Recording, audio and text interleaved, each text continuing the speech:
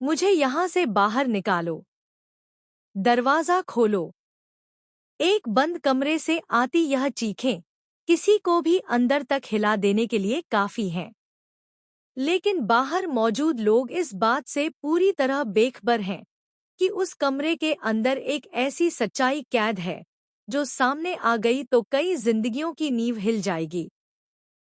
आज जो भी हो जाए, अब राजनंदिनी से मिलना तय है, क्योंकि सच्चाई चाहे जितनी भी खौफनाक क्यों न हो, उसे सामने आना ही होगा। आने वाले ट्रैक में यह साफ दिखाया जाएगा कि राजनंदिनी जिंदा है। जिस औरत को सब मर चुका मान बैठे थे, वह आज भी सांस ले रही है, दर्द सह रही है और एक अंधेरे कमरे में कैद है। और इस सच्चाई तक पहुंचने वाली है अनु। जी हाँ, अनु ही वो शख्स होगी जो न सिर्फ राजनंदिनी को बचाएगी, बल्कि आर्यवर्धन के झूठ और धोखे का भी पर्दाफाश करेगी। दूसरी तरफ मीरा और रघुपति अपनी नई साजिश में जुटे हुए हैं। उनका मकसद सिर्फ एक है, अनु को सबके सामने बदनाम करना। इसके लिए वे एक बेहद घिनौनी चाल चलते हैं। अनु की ड्रिंक में कुछ मिला दिया जाता है ताकि वह होश में न रहे और स्टेज पर खुद ही अपनी इज्जत मिटा दे। उन्हें लगता है कि इस बार अनु फंस ही जाएगी और आर्यवर्धन भी कुछ नहीं कर पाएगा। लेकिन किस्मत को कुछ और ही मंजूर होता है। नशे के असर में होने के बावजूद अनु स्टेज पर जाती है और हालात बिगड़ने से पहले ही आर्यवर्धन किसी तरह मामला संभाल लेता है।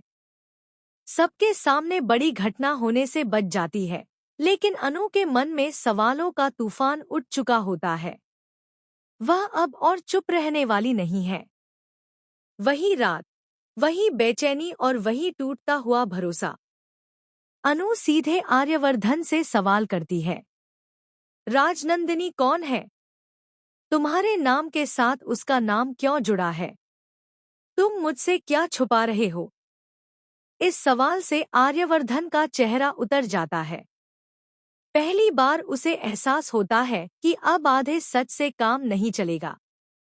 वह अनु को बताता है कि राजनंदिनी उसकी पत्नी थी। यह सुनते ही अनु का दिल जैसे टूटकर बिखर जाता है। जिस इंसान पर उसने भरोसा किया, जिससे उसने प्यार किया, उसकी जिंदगी में कोई और थी। यह सच्चाई अनु को अंदर तक तोड़ देती है। हालांकि आर्यवर्धन यह भी कहता है कि राजनंदिनी अब इस दुनिया में नहीं रही, वह मर चुकी है। यह सुनकर अनु की आंखों में आंसू आ जाते हैं। दर्द, पछतावा और सहानुभूति से भरकर वह आर्यवर्धन को गले लगा लेती है। उस पल